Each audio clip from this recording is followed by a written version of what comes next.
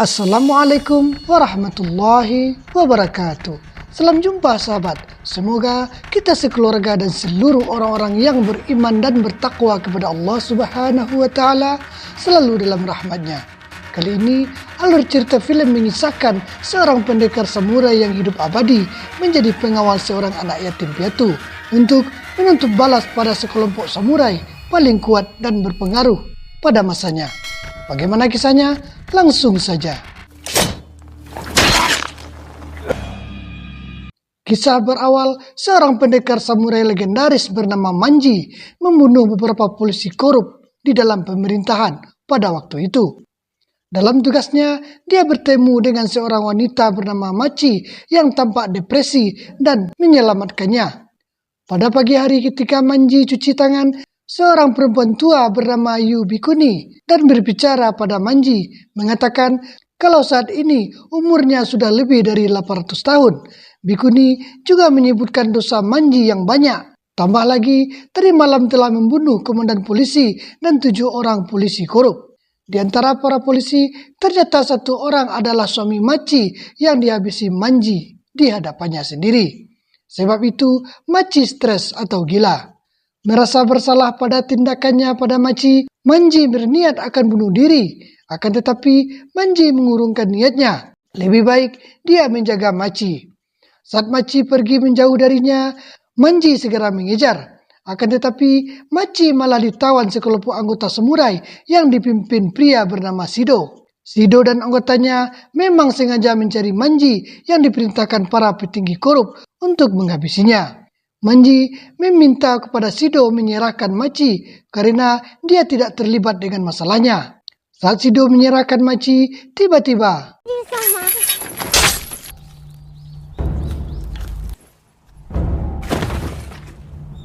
Manji yang marah langsung membunuh mereka semua dengan samurai miliknya.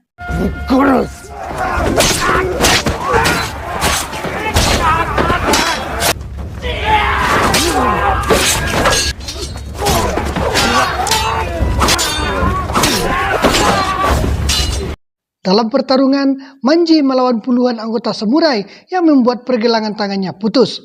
Akan tetapi, itu tidak membuat Manji ciut, malah makin ganas dan membunuh mereka semua.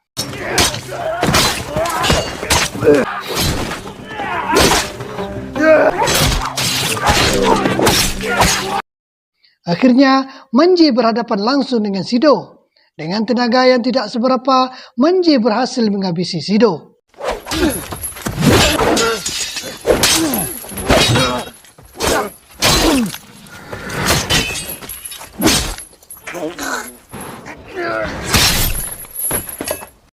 Biarpun Manji berhasil menghabisi mereka semua, dengan luka yang diterima, tentu Manji takkan mampu bertahan lama dan tewas. Saat Manji tergeletak hampir mati, Bikuni menghampirinya. Manji meminta agar Bikuni segera menghabisinya, karena rasa sakit yang tidak sanggup lagi dia tahan. Bukannya membunuh Manji, Bikuni malah memasukkan cacing suci ke tubuh Manji yang membuat seluruh luka langsung hilang dan membuat Manji hidup abadi seperti Yo Bikuni. 50 tahun kemudian, di sebuah perguruan bela diri samurai yang dipimpin guru Asano, dia memiliki seorang putri yang bernama Rin dan sangat menyukai ilmu bela diri. Tapi ibu Rin yang bernama Toki tidak menyukai anaknya belajar ilmu bela diri.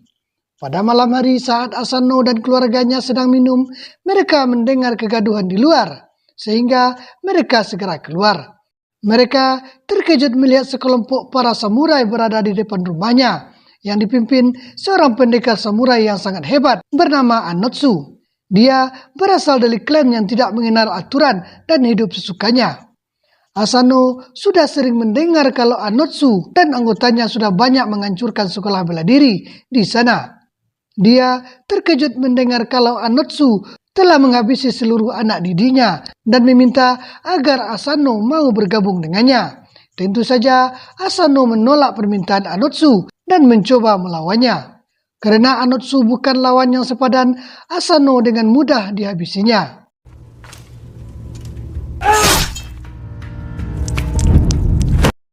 Mereka juga membawa Toki tapi membiarkan begitu saja Rin di depan mayat ayahnya. Keesokan harinya di depan kuburan ayah Rin, dia berdoa dan langsung berlatih di sana untuk mengasah ilmu bela diri yang dipelajari. Tidak lama berlatih, Nenek Yobikuni datang dan menanyakan pada Rin tentang apa yang akan dia perbuat setelah kematian ayah dan kepergian ibunya. Rin langsung menjawab kalau dia akan menghabisi orang yang telah membunuh ayahnya. Nenek Bikuni menyuruh Rin mencari seorang pria yang bernama Manji sebagai pengawalnya. Karena dia satu-satunya orang abadi, tidak ada kematian padanya. Rin segera pergi ke desa Edo, tempat keberadaan Manji sesuai petunjuk dari Nenek Bikuni. Setelah lama mencari dan bertanya, Rin diarahkan ke sebuah gubuk yang membuatnya bertemu dengan Manji. Manji yang melihat Rin terkejut kalau wajahnya sangat mirip dengan Machi. Di sana, Rin memohon pada Manji agar membantunya untuk membalaskan dendam atas kematian ayahnya. Manji menanyakan di mana Rin mengetahui tentang dirinya. Rin menjawab kalau Nenek Bikuni yang memberitahu semuanya, bahkan tentang keabadian Manji. Mengetahui kalau pembalasan Rin tidak ada hubungan dengannya, Manji menolak untuk membantu Rin dan hanya mau mengantar Rin pulang ke kampungnya. Pada malam hari saat Rin berjalan di sebuah jembatan, dia bertemu dengan seorang satria samurai bernama Sabato, salah seorang anggota Anotsu yang menangkap ibunya pada waktu itu. Sabato mengatakan pada Rin kalau salah satu dari pernak-pernik baju zirahnya adalah kepala ibu Rin. Tentu saja Rin marah dan menyerang Sabato dengan senjata miliknya. Akan tetapi tanpa kesulitan Sabato menangkis semua serangan Rin. Bertepatan dengan kedatangan Manji, mereka berdua akhirnya bertarung.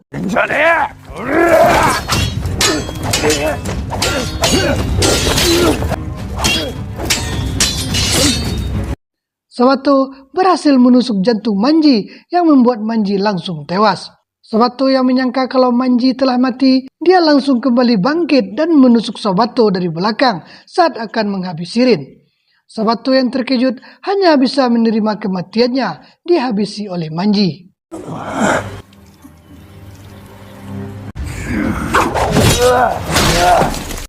Dengan kejadian tersebut, Rin makin percaya akan ucapan Nenek Bikuni kalau Manji kesatria samurai abadi. Keesokan hari di kediaman Anotsu, dia didatangi seorang petinggi pemerintahan yang bernama Habaki. Dia mengatakan pada Anotsu akan membangun sekolah samurai dan meminta agar Anotsu dan anggotanya menjadi pelatih di sana. Anotsu menerima saran dari Habaki, akan tetapi Anotsu meminta syarat kalau sekolah yang dibangun oleh pemerintah, kepala sekolah di sana adalah dirinya. Habaki menolak syarat yang diminta Anotsu karena dia belum berdiskusi dengan para dewan lain. Habaki meminta agar Anotsu memberinya waktu. Setelah pertemuan tersebut, Anotsu dihampiri anak buahnya yang bernama Magatsu. Dia mengatakan kalau Sabato ditemukan telah tewas dekat kediaman rumah Asano. Anotsu merasa kalau yang menghabisi Sabato adalah Rin. Anak buahnya menjawab kalau Rin tidak mungkin mampu menghabisi Sabato, seorang samurai terbaik yang kita miliki. Di sisi lain, Rin telah berada di sebuah tempat pengasahan pedang yang disuruh Manji mengasah semua pedang miliknya. Rin tanpa sengaja melihat pedang milik ayahnya berada di sana. Tidak lama, seorang pendekar datang mengambil pedang tersebut dan ternyata itu adalah Magatsu. Rin segera kembali ke rumah dan memberitahu Manji kalau Magatsu anggota Anotsu berada di desa ini. Pada malam hari, Manji mendatangi Magatsu yang sedang duduk untuk menghabisinya atas pembunuhan keluarga Rin. Mereka berdua bertarung yang membuat Magatsu berhasil menusuk jantung Manji saat di dalam lumpur. Manji malah membalas dengan menusuk dada Magatsu. Manji sengaja tidak membunuh Magatsu dan pergi. Di kediaman Anotsu tempat Magatsu dirawat, dia mengatakan kepada Anotsu kalau Rin memiliki seorang pengawal samurai bernama Manji. Diketahui kalau Manji bukan seorang samurai biasa yang mampu hidup tanpa adanya kematian. Keesokan harinya saat Manji dan Rin minum di sebuah warung, mereka didatangi seorang biksu yang mengetahui semua tentang Manji bernama Shizuma. Dia mengatakan pada Manji ingin bergabung untuk menghancurkan dan menghabisi Anotsu. Akan tetapi Manji menolak dan tidak percaya begitu saja. Shizuma langsung menyerang Manji. Dalam pertarungan, Manji sempat terluka, tapi dia berhasil membunuh Shizuma. Ternyata Shizuma kembali bangkit dan mengatakan pada Manji kalau dia sama dengannya, seorang kesatria abadi yang diberi nenek bikuni cacing suci dalam tubuhnya. Setelah pergi, tiba-tiba Manji kesakitan. Ternyata sebelumnya Shizuma mengoleskan sebuah racun pada semurainya yang membuat cacing suci di tubuh Manji melemah. Rin segera pergi berniat mencari pertolongan. Ternyata Shizuma kembali datang dan menculik Rin dan membawanya ke tempat persembunyiannya. Saat akan menghabisi Rin, Manji datang dan pertarungan kedua kembali terjadi.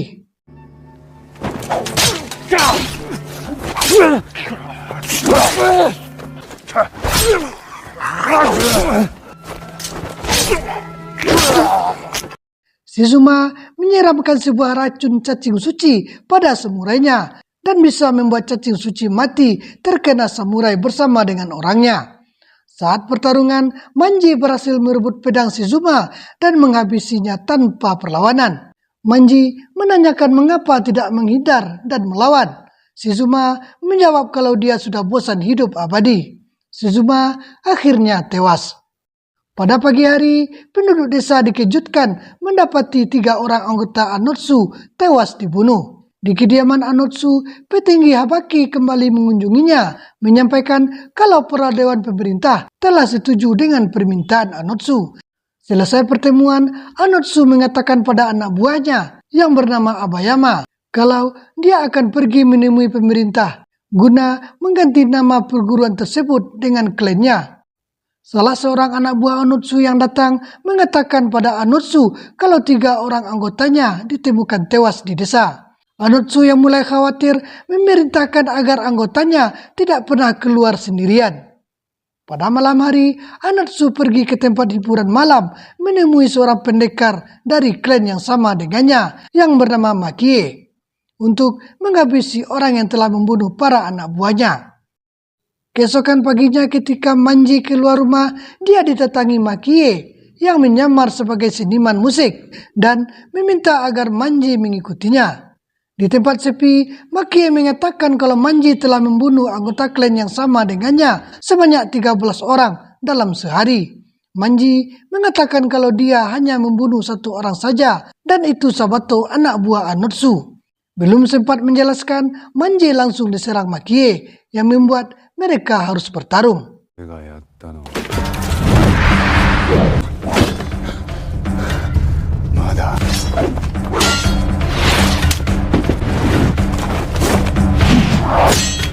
Dengan kemampuan Makie, dia mampu menghilang dengan sekejap dari penglihatan Manji dan menusuknya dari belakang.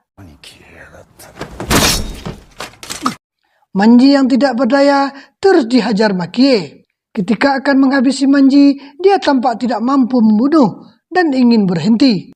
Dia mengatakan tidak bisa menolak keadaan karena hutangnya sangat banyak pada Anotsu. Ketika Rin datang menghalangi Makie, dia langsung pergi, meminta agar Manji menjaga Rin dengan baik. Di malam harinya, Makie menemui Anotsu, mengatakan kalau dia tidak mampu mengalahkan Manji. Makie memotong sebagian rambutnya sebagai penebusan dosa pada Anotsu. Di kediaman Manji, dia mengatakan pada Rin kalau dia tidak mampu lagi melatih Rin dan meminta agar berlatih sendiri di atas bukit. Ketika Rin tiba di tempat latihan, dia tak sengaja melihat Anotsu berlatih menggunakan pedang milik kakeknya. Saat berhadapan, Anotsu mengatakan kalau dulu kakek Anotsu adalah murid kakek Rin. Ketika perguruan kakek Rin diserang perguruan lain, kakek Anotsu melindungi perguruan menggunakan senjata lain yang bukan samurai katana. Karena dalam peraturan perguruan, kakek Rin melarang menggunakan senjata lain. Sebab itu, kakek Rin mewariskan perguruan pada ayah Rin dan membuat kakek Anotsu dan seluruh keturunannya membenci perguruan ayah Rin. Sebab itulah Anotsu menghancurkan seluruh perguruan, termasuk perguruan ayah Rin. Keesokan harinya ketika Manji ke pasar, dia melihat seorang samurai dari klan Anotsu dan mengikutinya. Ternyata dia langsung diserang seorang samurai bernama Shira dari klan lain dan langsung menghabisinya.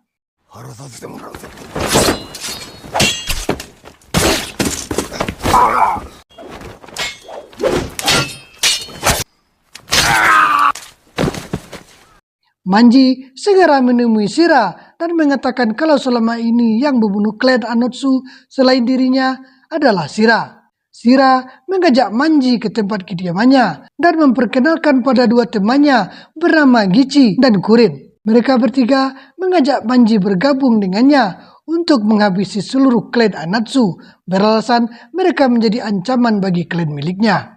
Kurin mengatakan kalau salah seorang anggotanya berhasil masuk ke dalam perguruan Anotsu dan mendapatkan informasi kalau Anotsu akan melakukan perjalanan ke sebuah gunung esok hari.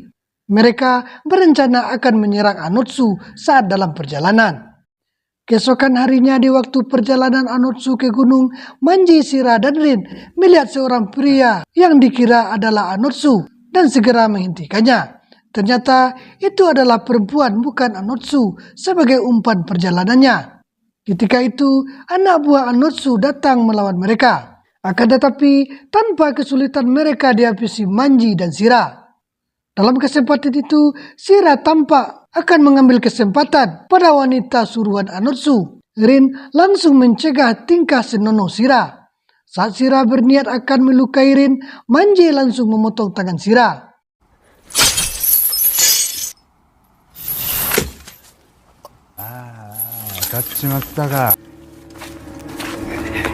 Pada malam hari, Manji memarahi Rin karena sikap spontan yang ditunjukkan pada Shira tadi siang. Sebab Manji tidak ingin kehilangan Rin seperti Machi dahulu.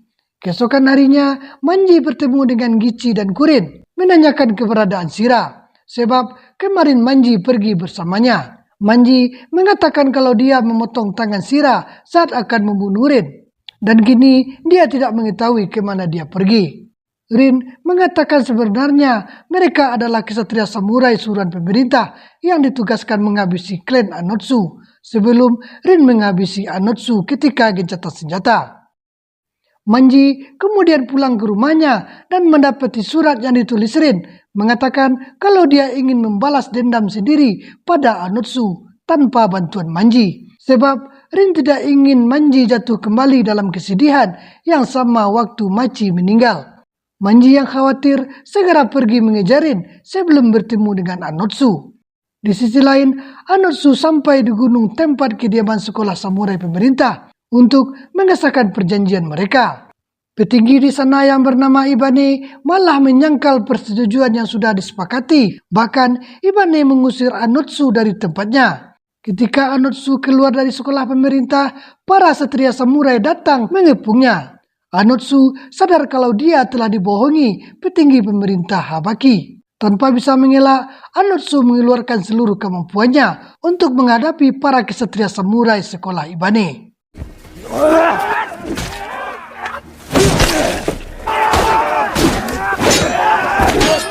Di tempat lain, petinggi Habaki menjamu makan seluruh anggota Anotsu, meracuni mereka semua, dan dengan cepat membantai mereka.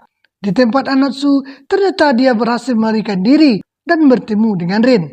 Anotsu tidak mau melayani Rin karena dia sedang menghadapi para samurai pemerintah yang kian berdatangan. Di sisi lain, Manji yang mengejar Rin dihadang 3 pendekar samurai yang membuat mereka bertarung.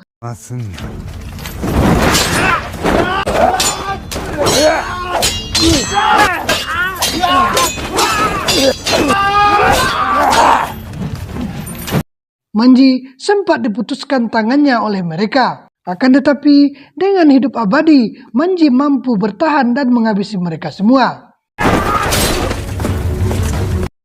Di keberadaan Rin dan Anotsu yang dikepung ratusan pendekar samurai, Habaki memerintahkan untuk membunuh Anotsu. Akan tetapi Rin malah menghentikan para samurai untuk membunuh Anotsu karena tidak berlaku adil dalam bertarung. Mendengar ucapan Rin, Habaki marah dan menyuruh seorang anggotanya untuk membunuh Rin. Tanpa mereka sadari, Manji datang dan menghentikan tindakannya. Manji menanyakan pada Rin siapa yang sebenarnya harus dia habisi. Rin menjawab semuanya. Manji menghajar mereka semua yang dibantu Anotsu.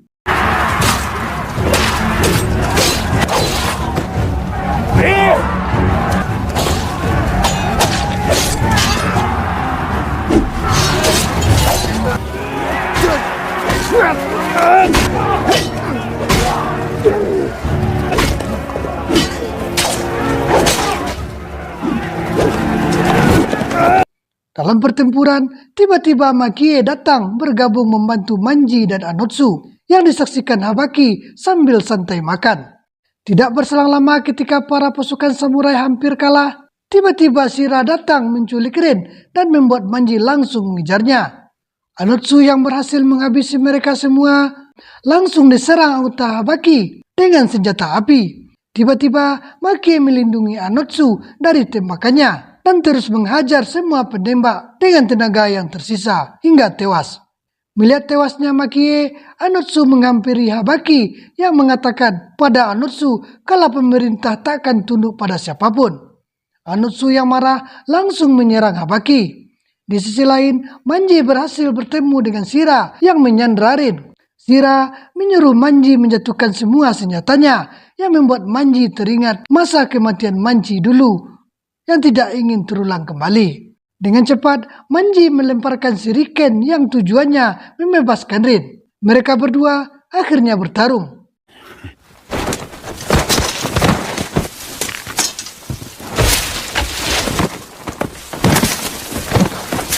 Shira yang tidak berdaya berhasil dihabisi Manji dengan menjatuhkannya ke sungai. Di tempat pertarungan Anotsu, dia berhasil membunuh Habaki dengan menebas tubuhnya. Manji dan Anotsu pun bertemu. Anotsu mengatakan terima kasih telah membantunya menghadapi para anggota samurai. Tapi Manji menjawab kalau Anotsu harus mati sesuai dendam Rin atas kematian keluarganya. Mereka berdua pun akhirnya bertarung yang membuat Anotsu kalah. Rin diperintahkan Manji untuk membunuh Anotsu sesuai keinginannya. Akan tetapi dia tidak sanggup membunuh Anotsu. Dengan licik, Anotsu berencana menusuk Rin. Tapi Manji langsung menjadi tameng yang membuatnya tertusuk. Rin yang marah langsung menusuk Anotsu hingga tewas. Rin terus menangis memanggil Manji kakak untuk membangunkannya. Akhirnya Manji pun membuka mata. Dan film pun berakhir. Terima kasih sahabat telah menyaksikan alur cerita film sampai selesai. Semoga dengan cara saya membawakan alur cerita film, sahabat semuanya dapat terhibur. Mohon dukungannya untuk subscribe, like, dan komen. Akhir dari saya, wassalamualaikum warahmatullahi wabarakatuh. Alhamdulillah, sudah.